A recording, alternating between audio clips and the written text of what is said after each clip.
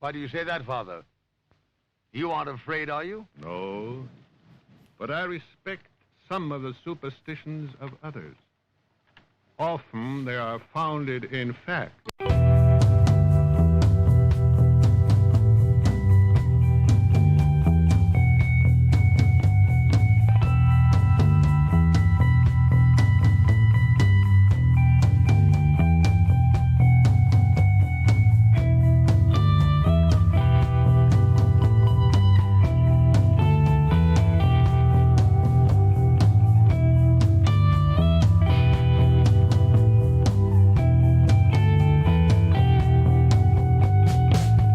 Broadcasting live from our Sanctum Sanctorum in Venice, California. This is the Sixth Sense Society. I'm your host, Krista, here with our producer, Michael, and we welcome back to the show today Madame Zulema, who's going to continue the conversation about love magic and love spells that we started last year in February. And for those of you that have not met Madame Zulema, she's a Guatemalan tarot reader with a Mayan, Buddhist, and Hindu influences, as well as a spell worker who has trained in hoodoo and probably some other things as well. So we're really excited about the show. It's going to be a lot of fun. But before we get started, Michael has a few announcements. Hi, everybody, and welcome to our show. This is sort of our Valentine's tradition to do a show on relationships and love spells and magic. And so it's always popular, and we always have a lot of fun with it. We've got some really great guests coming up. Next week, we have Lon Milo Duquette on, and he will be talking about the Crowley Thoth Tarot, and he's an expert on that. Krista and I love that deck. We use it a lot, so it should be a great conversation. And the following week, we have Dan Moore, who is going to be doing a show on alchemy. So a lot of stuff for all you esoteric, occult sort of folk this month, and that'll be great. And then we're planning all kinds of great shows for the spring. We've got a show coming up with the Knights Templar. We have shows on numerology. We have just a ton of great stuff. So find out all the information on our website, sixthsensesociety.com, SIXTH, all spelled out. And while you're there, subscribe to our newsletter, and it will give you a recap of some of our episodes and some other cool content we find. It comes out every other month. And if you can afford it, leave us a coffee on Ko-Fi. It really helps us to cover our cost a little bit, and we definitely appreciate those of you who have done so. And then please, if you're listening to us, subscribe to our YouTube channel. That really helps us more than anything. And we're still striving to get to that first 1,000 subscribers, and we're inching our way closer and closer. So be a force for good in the world and subscribe to our channel. It will really help us a lot. So with that, I'm going to kick it back to Krista, and let's delve into the subject of love magic. Great. Thank you, Michael. And welcome, Madame Zulema. Hi, nice to see you again. I'm happy to be here. And we're always happy to have you here. People really love your especially your spell programs on spells. You get a lot of response from that. Oh, wow. Thanks. So just to maybe start it off a little bit with, how has it been during the pandemic in terms of people interested in love magic or relationship questions? How have you found it? It's been challenging. I have a lot of people asking me questions like, I met this guy, but he's afraid of the virus. And one of the things that I find more problematic is difference in ideologies. For example, I have a couple that believes in the virus, and she likes this guy a lot, but he doesn't believe the virus is real, and that's a problem. That's happened to us too, actually. That is a problem. Right, because it's a reality. In my reality, I believe a certain thing. And then I always say to her, why don't you guys research together and come to a middle point, or quarantine separate for 15 days, get tested, and then you realize if you can be together or not. But right there, I see a problem of not a relationship that could be working because of the different mentalities. Right. That's a problem. That's a problem. And have you been able to do any love spells during this time? Yes, I have done some. It's been less because people are more worried about other things, but I have some, and different ones. For example, some people want to rekindle love because they've been cooped up together and they start hating each other. So I remind them of the reasons why they got together. I say, can you make a list of what you like on him? And I do it with him also. And then I tell them to light a candle. I'm going to give you an example. I brought candles from Guatemala that I love because they are very easy to burn and they are small. So you don't have in the apartment a huge candle that burns for hours and maybe you want to go to the market and you have to turn it off. So I have these little ones. If you see them, they're very small and they burn very quickly. So if you need a quick, like a Zoom spell, these are great. So they're about like 2 to 3 inches, you think? Yes, about 3 inches. And so they're for people thin. that will be listening to the show, yeah, and they're very thin, kind of like almost like large birthday candles. Right. Or cakes. So what I advise people is if they're together, I tell John Doe, the man, please, you take your candle, and I tell her to take her candle. And then I tell them, whoever is having more problems with the relationship, to grab the candle and remember why they got together, and to tie a knot at the top if the wick allows it. I do the wick long on purpose. So you tie it together like this. See? Mm-hmm. But before that, you put his name on, he writes his name. If he's with a little knife or pen, he says, Mary, I love you, remember.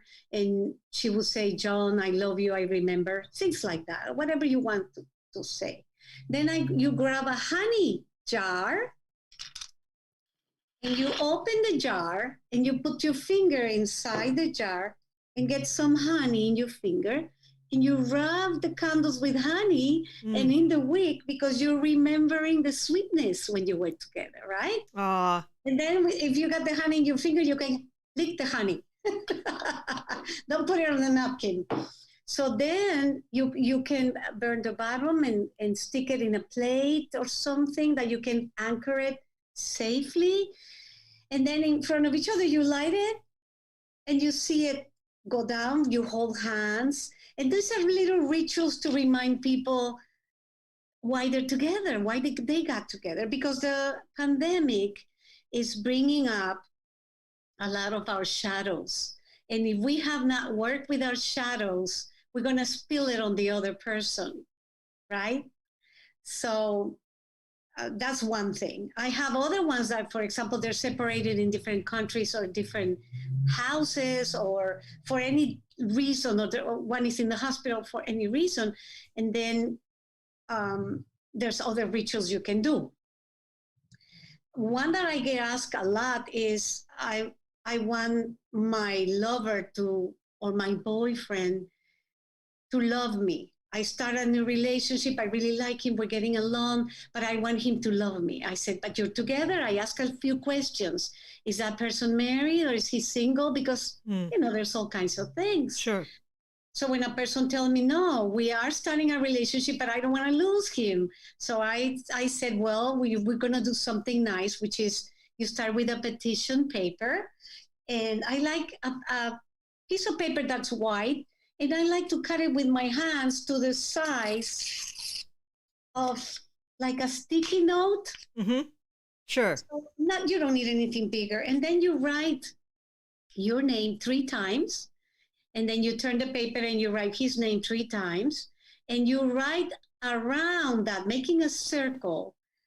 John, love me. John, love me, without lifting a pen. And I'm going to show you an example of that. It's right here. So you make a circle out of the sentence that you... Right. But the names are crossing each other, right? So it's 3 lines like this and 3 lines like that.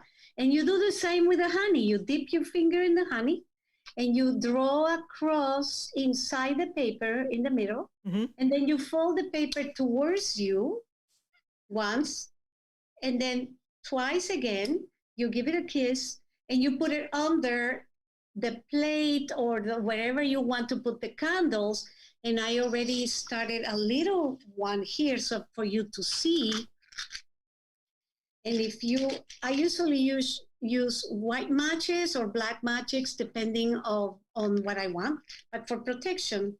So I light my match and I have this set up here. You put a little jar with water for protection. Let's say there's water there.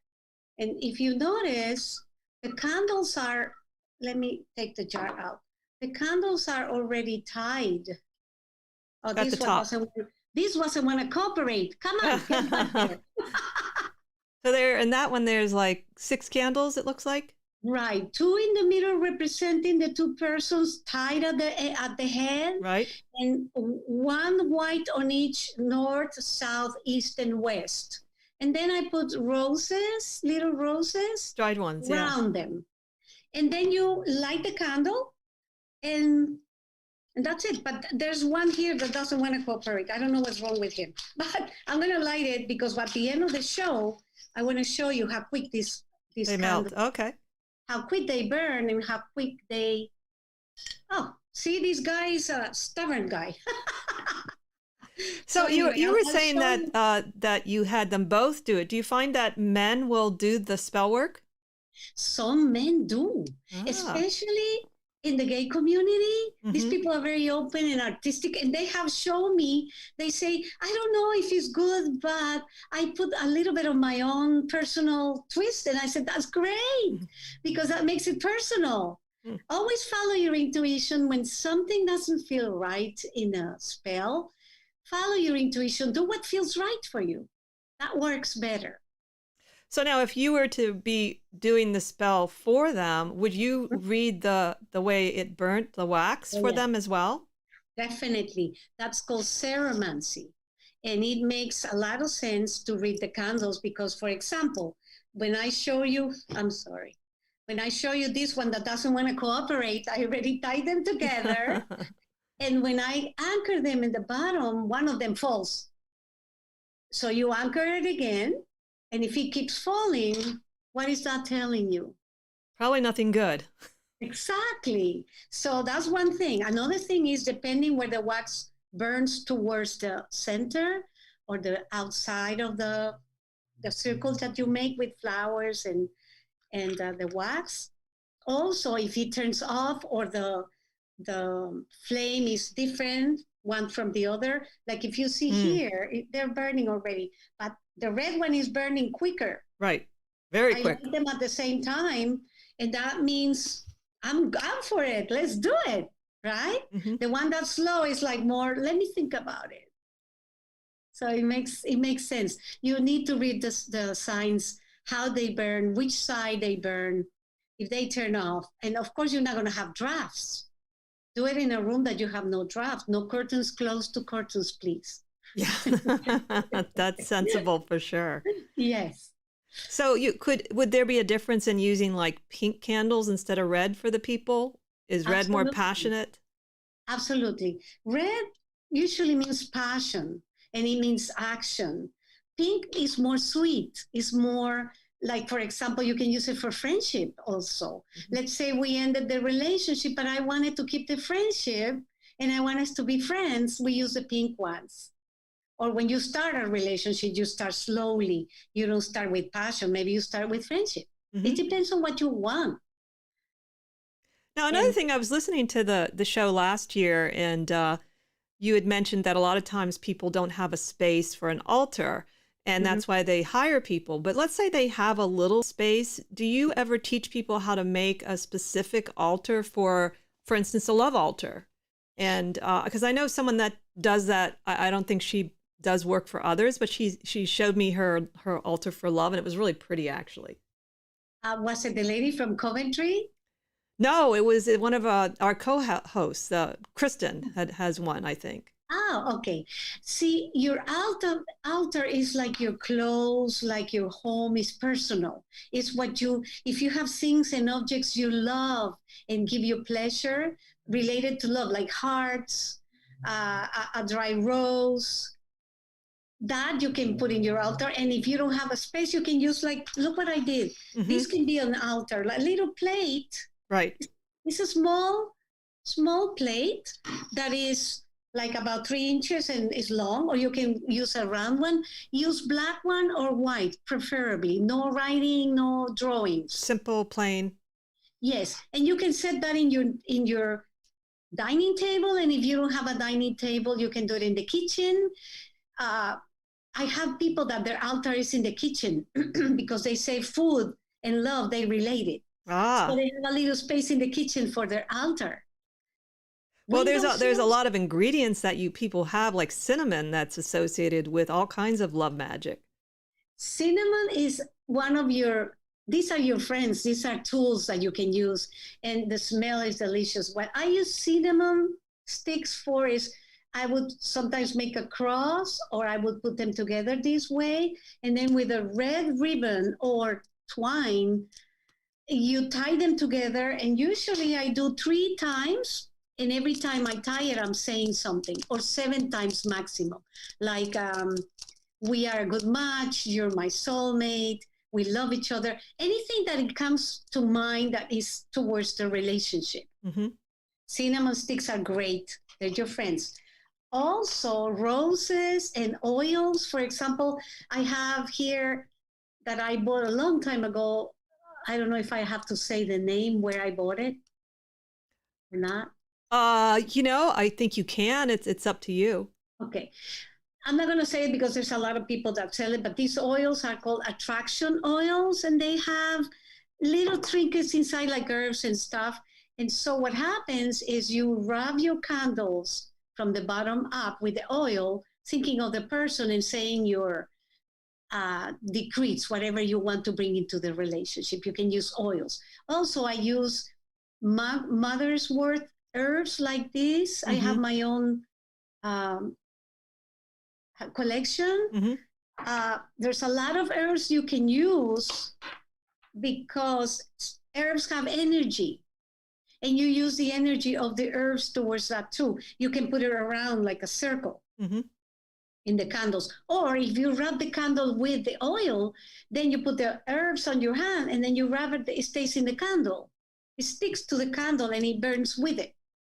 So I have a question about keeping herbs in your closet, or your witch closet or kitchen. How long do you think they keep in terms of being effective? Because some, obviously you don't use that often, maybe are even hard to get. Right. And I think if you, as long as you're keeping them in the container that's closed, do you feel there's sort of a date where they go bad? Yes. Certain herbs go bad and certain herbs last forever, like lavender. Lavender almost lasts years. But like you said, you made a good point. If you collect them, it will be great. I'm starting hiking and I find sage and I find lavender. So I cut it myself fresh. Then I come home and dry it, and then I bottle it. Because I also sell kits. When someone wants to do it themselves, I say, okay, I do a little video for them and I do the herbs for them, and I assemble a kit and mail it to their homes, and then they do it. They do the ritual. But herbs have a limited, if you buy it in the market, you don't know when it was harvested. You don't know how it was bottled. And also your energy, because I like to cut my own herbs because I put that energy into them. Like, it reminds me, are you familiar with a movie called Water for Chocolate? Oh, yes. Did you see how when she was cooking, she was putting her emotions in the food, and everybody felt it when they ate the food? Yes. Herbs and everything you touch is the same thing. It has atoms, is vibration.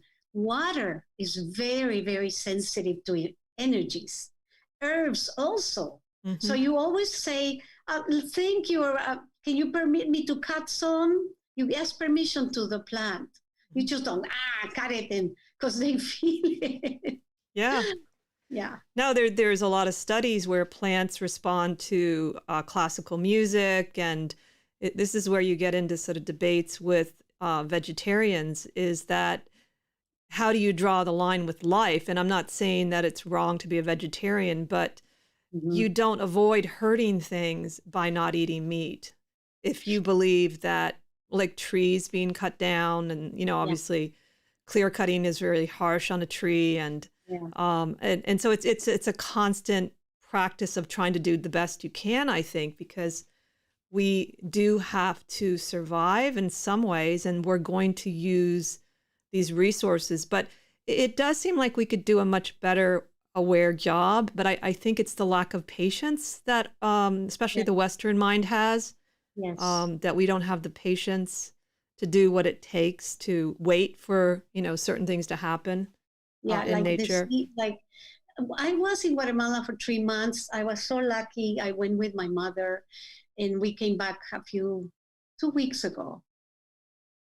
And I was so blessed to be in the presence of a goddess, Mayan goddess, initiated into this new priestess thing. I cannot explain it because it's in Cachiquel is the language, and I cannot say it, but how they ask permission to everything, the rocks and the flowers they put around and the honey, and they say, thank you for the bees that did this honey. And I think we're going to go gravitate towards that again, because if I kill an animal for my own sustainability, I'm going to kill him in a more, I don't know if the word humane is right, or animaling, but not to make him suffer more than necessary. Mm-hmm. Right? If I cut a flower or something, I'll be aware that they have feelings or they feel. So I don't want them to be afraid and be hurtful, and then I bring them home. It's a conscience that you start seeing once you get older. I think, young people are more fast. I want it now. But when you get older, and especially with the pandemic, you start being more conscious of things like that. Yeah.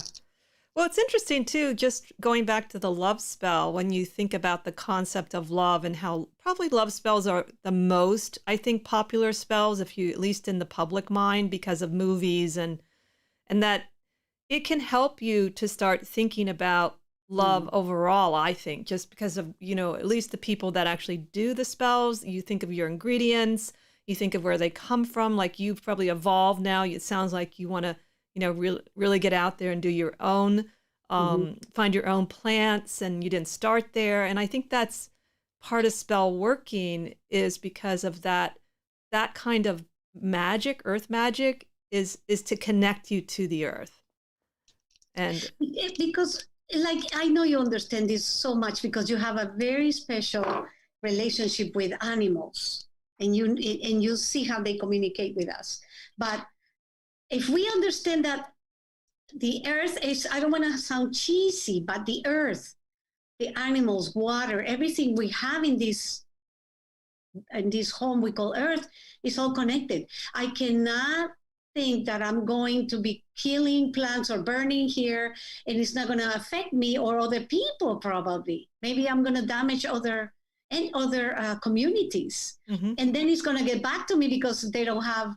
Anyway, I think I'm derailing the conversation. No, it happened more this time when I was just thinking about the show, and I was thinking maybe because there's a lot of planets in Aquarius too, which is a broader brotherhood love, and even though this is a Valentine's Day show, Valentine's is during Aquarius. And when I was a little girl, my favorite part of Valentine's Day was when all of us got Valentines, and in school, we'd all give Valentine's cards.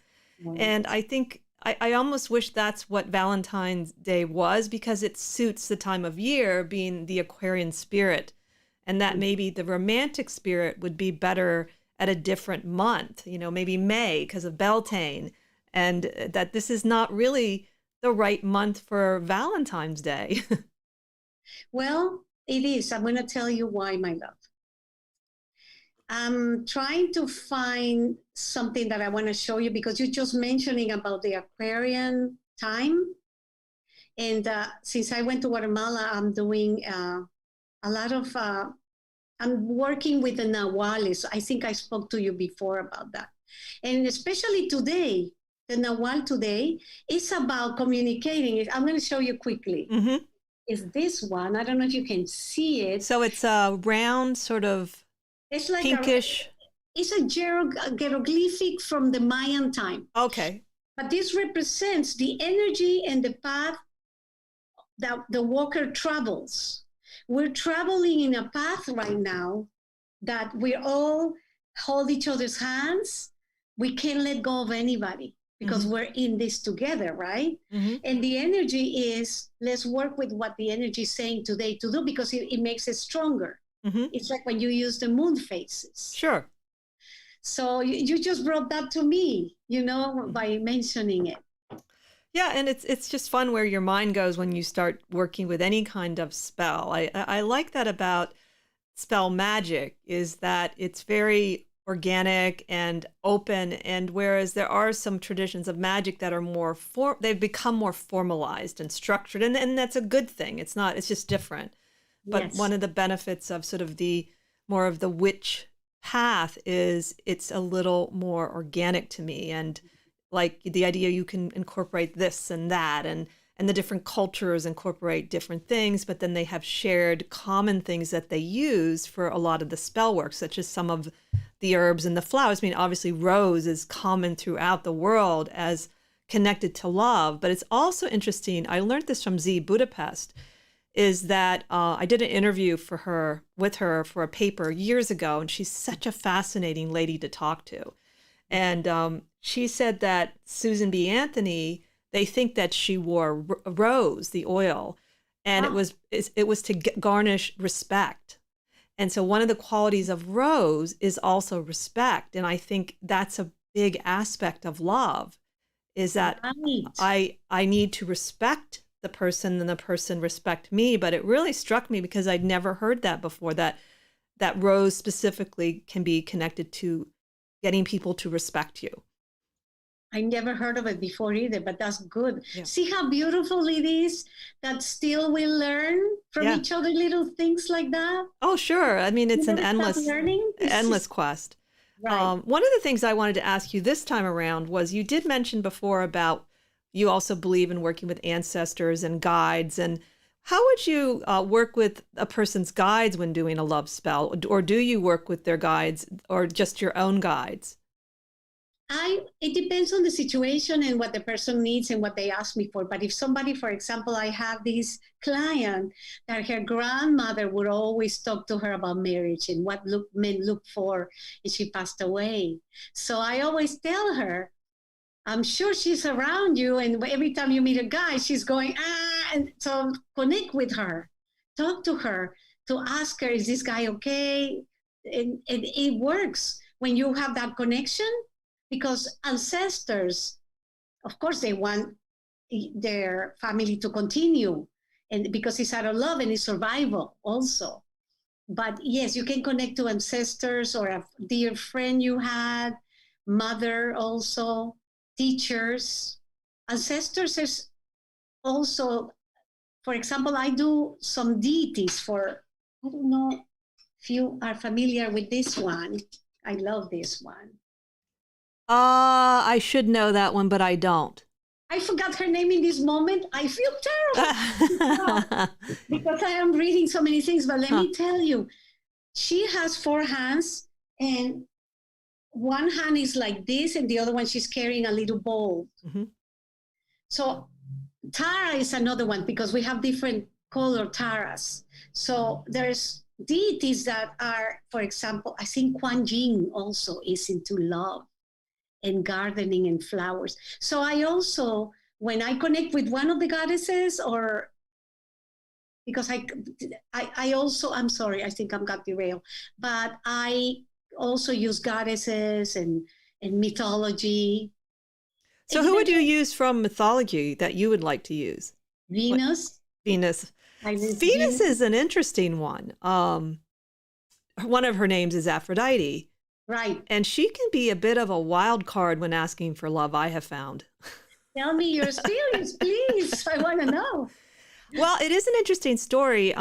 When I was in my 30s, I lived in Woodstock, and I had 2 friends. We were all single. They were a little older than me. And we just read Women Who Run with the Wolves.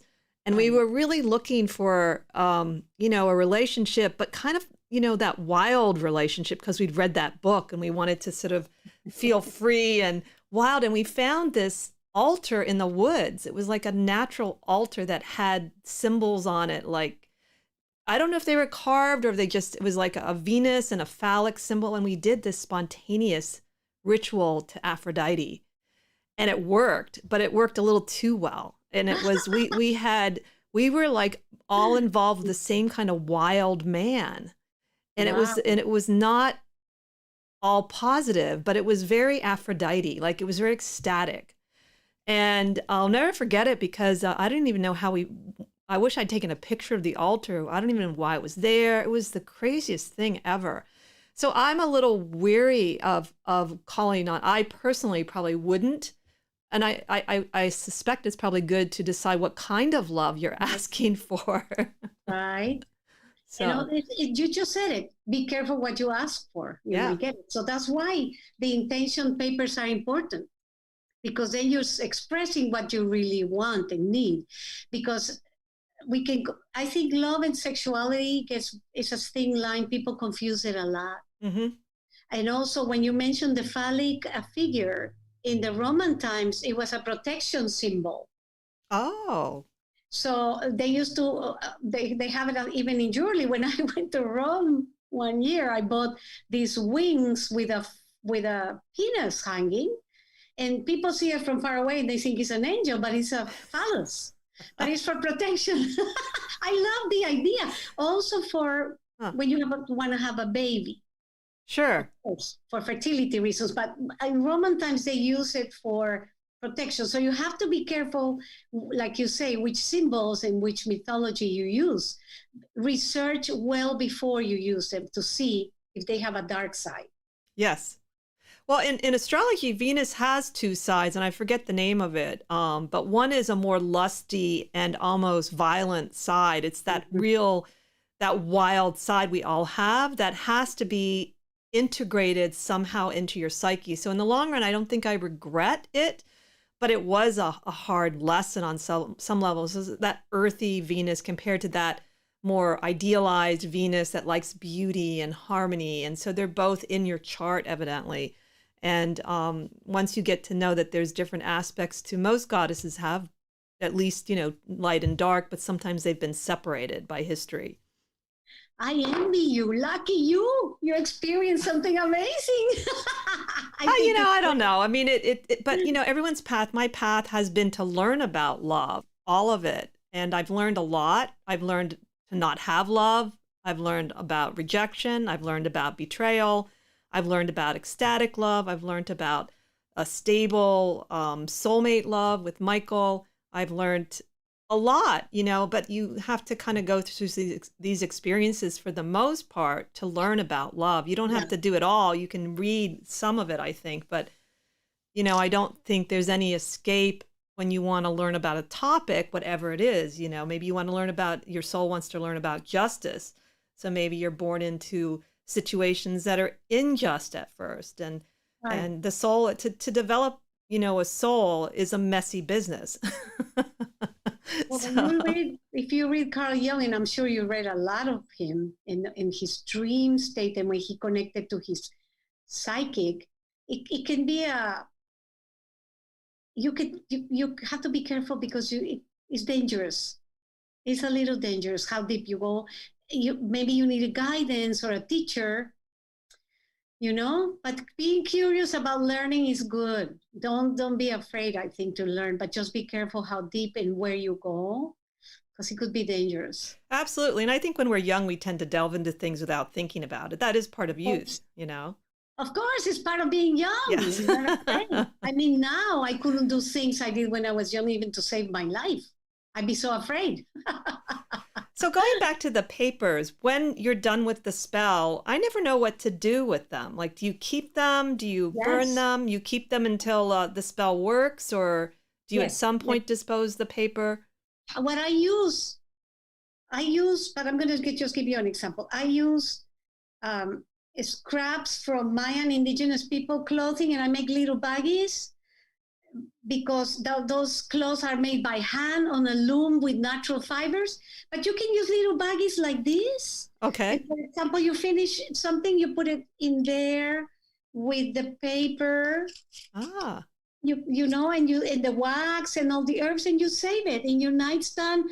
It's better if it's for a lover that you want something, put it in your underwear drawer. If it's a more mature relationship, like 60s, 70s, and you guys enjoy food, put it in the kitchen. I don't know. Think about of the areas where you want to bring that richness, the sexuality or the food or fun, and you save it. Don't throw it away unless you ended up the relationship and you think, what was I thinking? Throw it away. Then you want to get rid of it. So they're like little charm bags, because that's what a lot of witches use, little charm bags for different things. Right. It's like a totem. It's like for example, I use certain jewelry that I do rituals with to protect me. It's like, so you can do so many things. I mean, now we're discovering that we are, especially in the new trend of being open about witchcraft, that it doesn't have such a negative connotation, but anything you wear, you can make it into a charm. Now, do you think anyone's put a love spell on you before? No, I'm not sure. And I never done it to anybody. I never done it. You know, we were just talking with a friend of mine 2 days ago. And we are in our 60s and we're single for a while. And I was telling her about this couple that they are like in love when they see each other.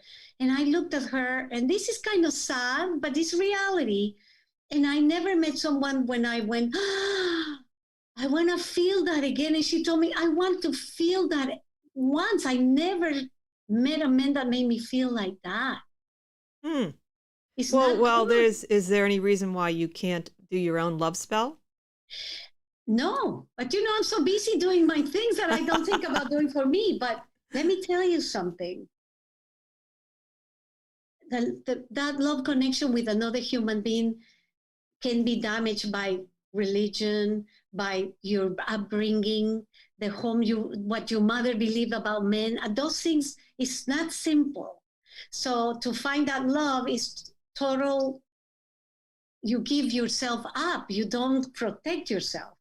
And that's beautiful. If anybody has lived that, I'm sure you have, Krista, because I see the type that you are. And I think it's wonderful when you have that, when you have experienced that. It doesn't stay in a straight line, of course.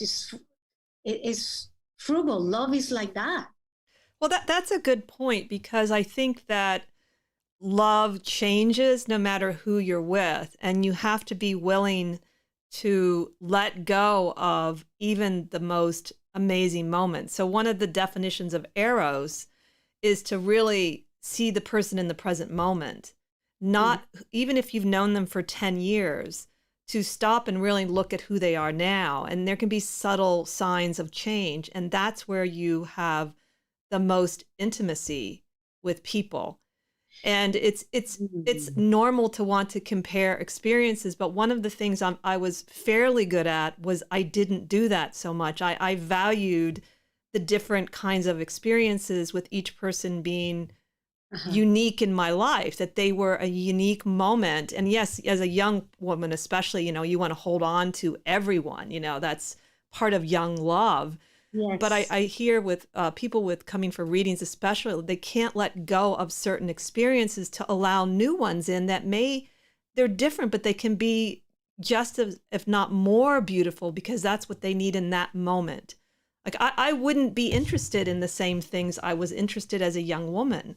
I'm different now, what I need emotionally, but we have to learn to move on and to relish what we learned, but that's past. It's a memory.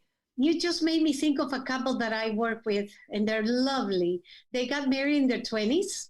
They're in their 70s right now, and they used to have mad, sexy love.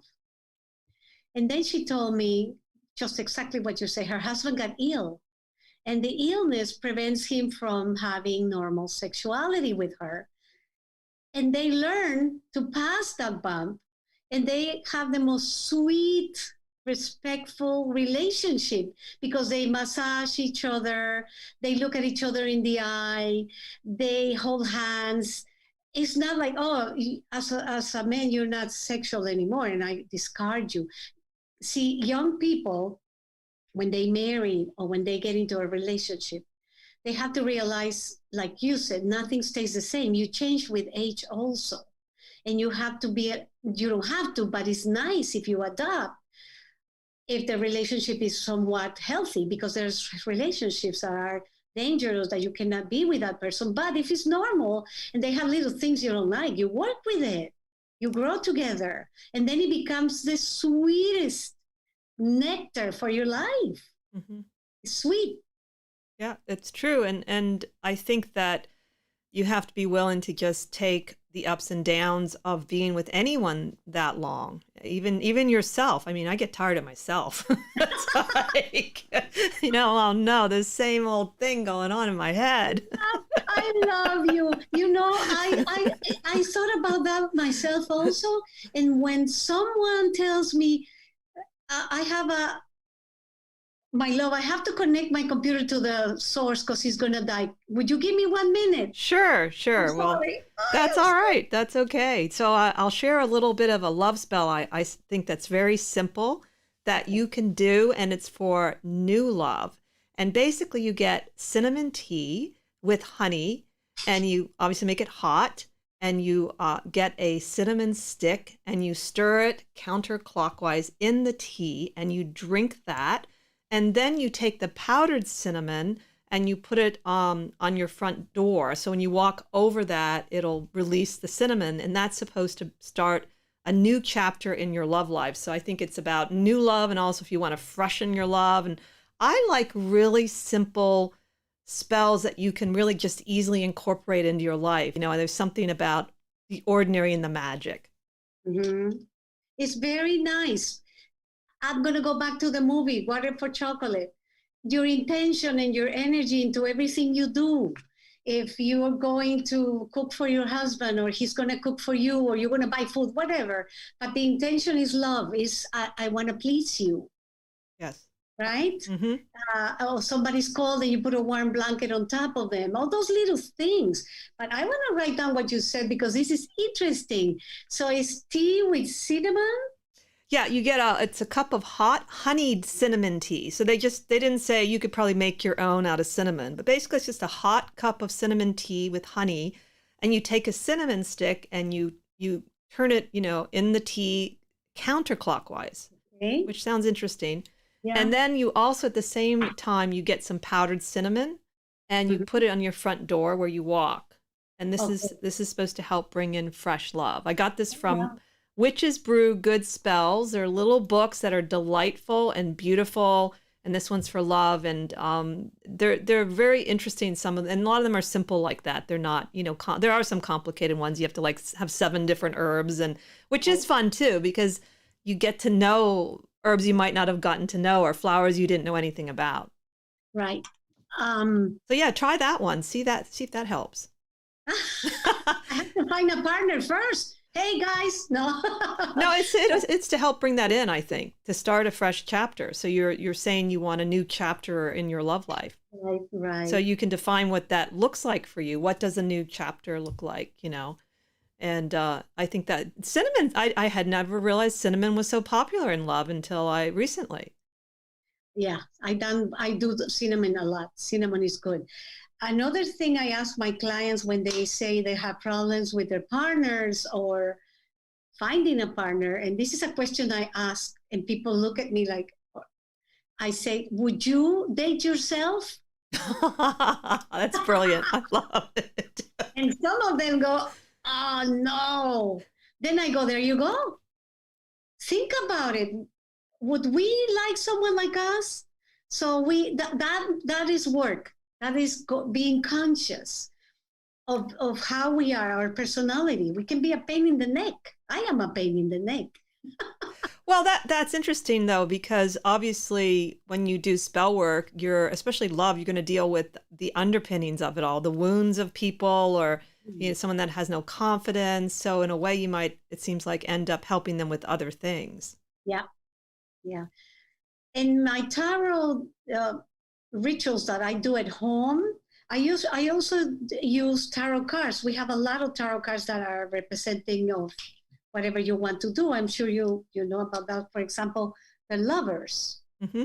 So if you want to bring in a lover, you put the lover's card in front of your ritual. If you have the photograph of someone you're dating, put a photograph of you together. That also works. And if you want to get married, You put this one in front. The devil. Michael would agree with you with that one. Oh, you couldn't? No, he agrees with you. Right. Yes. And also there's this one. 2 of Cups? Yes. And also the 10 of Cups. The 10 of Cups.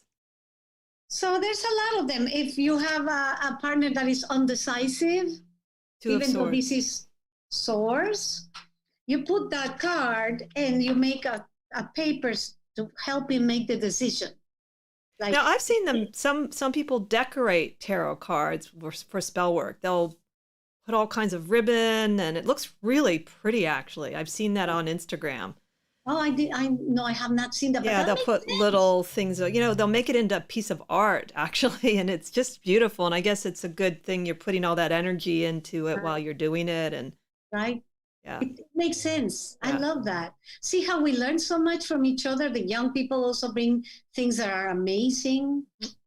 Yes. So, like so I what say, would you everybody- do? I suppose I think we talked about this before about maybe not though. One of the things I found when I first was married, I'd been married a couple years, was that people don't always know how to support marriages. So I remember going to a friend and I was like annoyed at Michael, and it was pretty unfair and unbalanced what I was saying, but I was just kind of airing my thoughts. I didn't expect anyone to take them seriously. And I remember the woman really sided with me. And I remember thinking like, well, that's not even what I wanted. I just felt really weird. And I began to realize that I had to be careful who I talked to about my problems with marriage because of their own history and biases. But do you find that sometimes people don't know how to sustain long relationships? And can you use spell work to support that? First of all, careful who you talk to. That's very important. You have to talk to somebody that's non-biased and that love you both. Mm-hmm. And also that can see the both sides, because sometimes, for example, I know of a mother-in-law that always take the side of the son-in-law. Not in a mean way, in a nice, sweet way, Mhm. because she knows her daughter. Mm-hmm. And her daughter is wonderful. They have a beautiful marriage, but she knows, and the daughter, when she complains, the mother-in-law always tells him, this is the mom-in-law. Always, I'm sorry, I made a mistake. Yes, when the husband and wife are having a little problem, the wife goes to her mother, the mother says, but you do this, and that, and I want you to see the qualities of your husband, how he is as a father, and all these little things, because you need a support group to build up and not destroy. Like you say, some people have biases and traumas, Mm-hmm. and they'll reflect it on you. There are spells you can do to better your marriage, yes. That cinnamon tea you said sounds great. Mm-hmm. Also, cooking a meal that you know your husband likes, or the husband cooking a meal the wife likes, and saying, I did this for you. I noticed that the little nuances of kindness make a big impact. That's so true, actually. And there, the thing about food tasting better. My mother was an excellent cook, but she didn't do a lot of fancy cooking. Mhm. I think she wanted to, but we were kids, and kids aren't going to like gourmet food for the most part.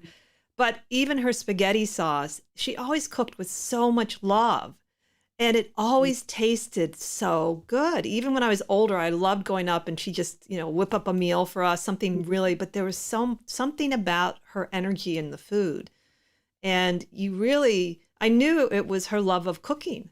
And of me, but she also really loved cooking. She enjoyed it, and she didn't like cleaning up. She hated that.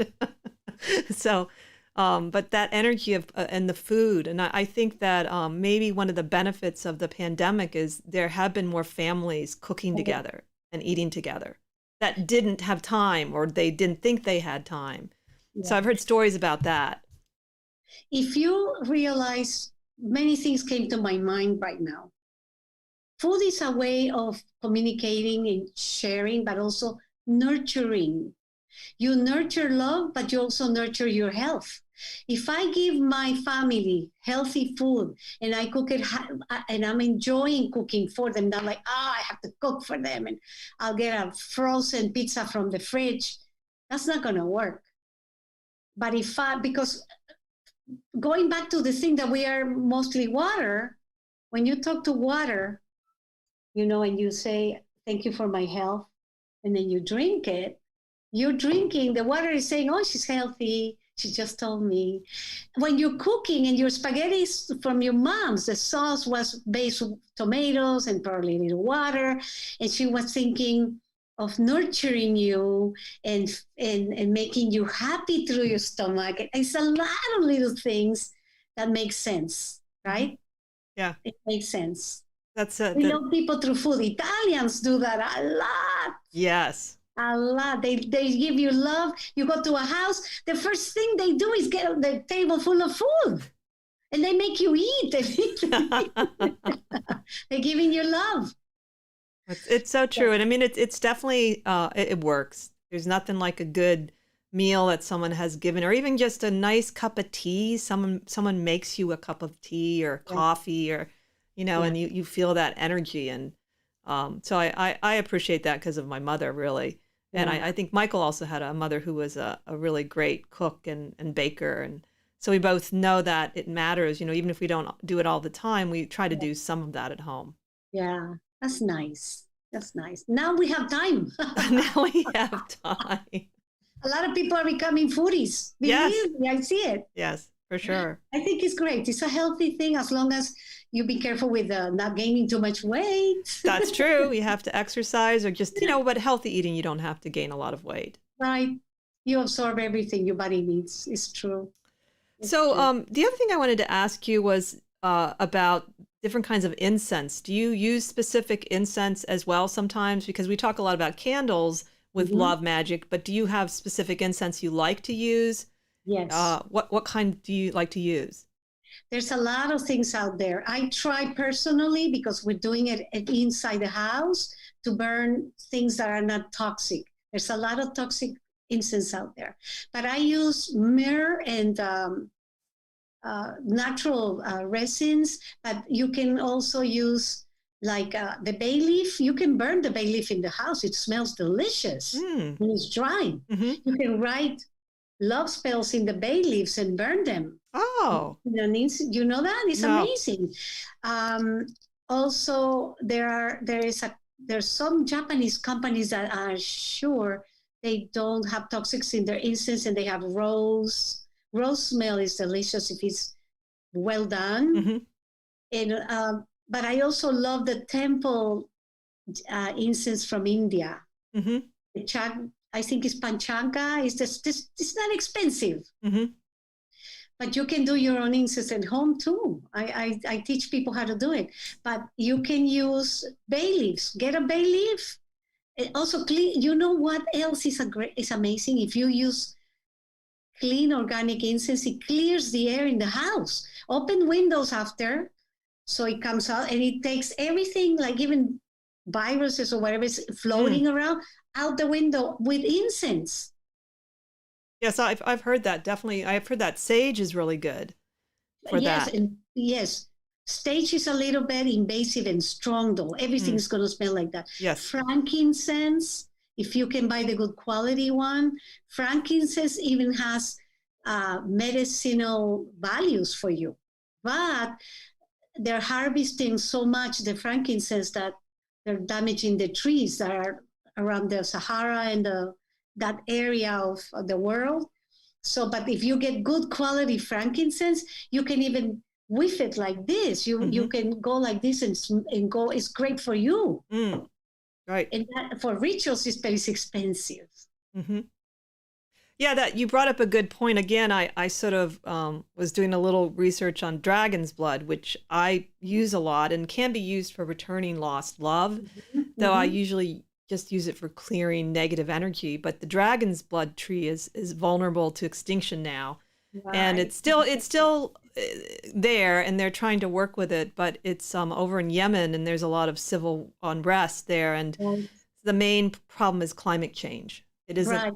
But also these people, Yemen and Saudi Arabia, Afghanistan, and there's a lot of areas. It's a big area that the trees of I saw a documentary on the trail of frankincense. You can find it on YouTube. It talks about the dangers, but there is communities out, foreign communities, helping these people, teaching them how to harvest the frankincense without killing the tree, because these people are very poor and hungry, so they over harvest and they kill the tree, and it takes years for a tree to grow. Yes, I guess the dragon's blood tree lives up to 600 years. They're that old. Yeah, now they have found ways to grow them faster, just like you're saying, that they're going in there and with the basically people, conservationists, they're trying to help, because the dragon's blood tree is very important to that community too, for a variety of reasons, including, I guess, the seed, or there's a little bit of food from it. And so it helps that world, not just, people outside. So you're right, just going in and teaching better ways of conservation that we need now because of the climate change, and because of also overpopulation. In a sense, there's more people in general in the world. Right. Yes. So when this is what makes getting old beautiful and complicated, I think, because you're more conscious of everything. What I am burning this incense, where is it coming from? Is it created by pain? Did somebody suffer to find this incense and bring it back to me? All those things, I am very conscious of it now. I suffer a little bit sometimes.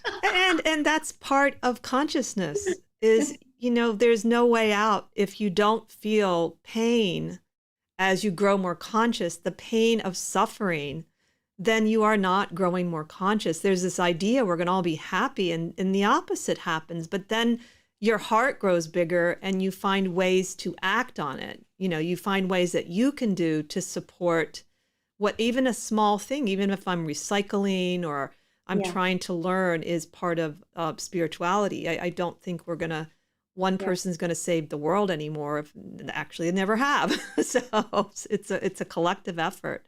Right. But you're right. As you grow older, when I think about my spiritual path, it does seem like I've become more aware of where things come from, and, who's hurting who, and how should I support this, and that's a bit of a wrestle that you have to make with your own conscience, what you're going to do about it. Yeah, that's why when a person comes to me and says, I want this man to divorce his wife and marry me, or I want this person his wife to be sick, or his girlfriend to get out of the way, I don't do that. I say, I'm not the right person for you, because there's enough suffering in the world. Why cause more? And if you get a benefit from somebody else's suffering, you're going to pay it later. Trust me. I live enough years to know you pay it later. Don't go there. I agree. And I think that's really a good we're getting close to the end, a good note to finish on, the idea of you being conscious of what you want to do with love spells for other people. That you're aware of that. You don't just do whatever they ask them, and you have determined that. What are your rules, and you have your own values. Yes, because imagine, Krista, somebody says, I want her to die. Right there, something's wrong there. And I tell the person, why would you want her to die? And things, I ask a little bit of questions, but I usually tell the person, that I don't do that. Why don't you wish that woman to find a better partner, to fall in love and leave that man that you want, but she's getting a benefit and you get a benefit. Mm-hmm. And when they see it that way, some people get it, some people don't like it, and they just tell me a few beautiful words I can't repeat. Like, what do you think you are as a witch? You don't know what you're doing. There's people out there that don't have a clue of energy and how it comes back to you. And that is scary. Well, they'll learn the hard way, and they will learn the hard way. And there's no reason. There's definitely better ways to do things to gain real love in your life. Right. You have to start with loving yourself, because if you don't, who can love you, right? So that's what I say. Would you date yourself, dear? I love that. Would you date yourself? That's a good way to put it. Well, Thank you so much for joining us again. We always love having you. It's great to see you too. Thank you guys. It's so good to see you. Yes. Be well and safe. And you and your mother as well, and your daughters. Thank you. Thank you. And thank you everyone for joining us. We look forward to next week when we continue to journey and explore the esoteric and the obscure together. Have a great week.